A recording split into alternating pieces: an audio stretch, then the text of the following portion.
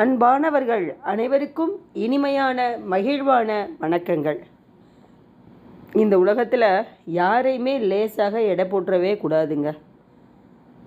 உருவத்தை பார்த்து எடை போடக்கூடாது.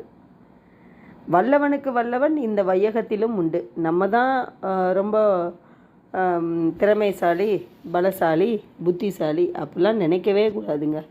ஒவ்வொருத்தரும் ஒவ்வொரு விதத்தில் சிறந்தவர்கள்தான். ஒரு பெருமை மிக்க வழக்கறிஞர் தனது கிணற்றை ஓய்வு பெற்ற ஆசிரியருக்கு விற்றார்.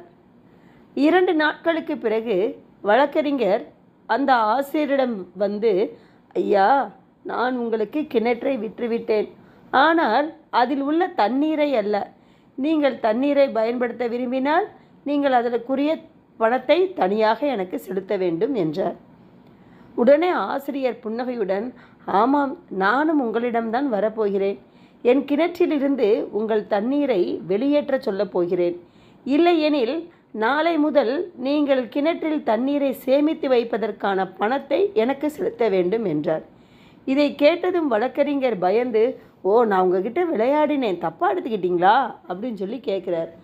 ஆசிரியரும் சிரித்து கொண்டே, மகனே, நான் உன்னை போல பல குழந்தைகளுக்கு கற்றுக் கொடுத்து அவர்களை வழக்கறிஞர்களாக்கி உள்ளேன் என்றார்.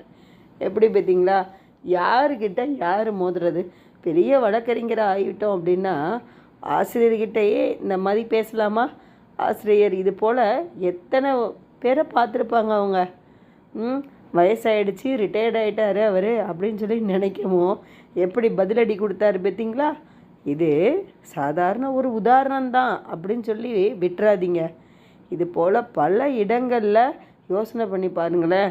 நம்மளே இந்த மாதிரிலாம் மாட்டியிருப்போம்.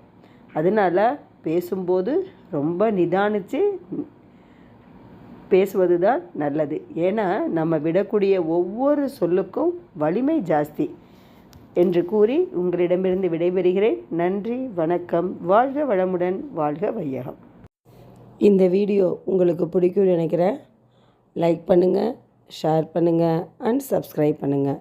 தேங்க்யூ.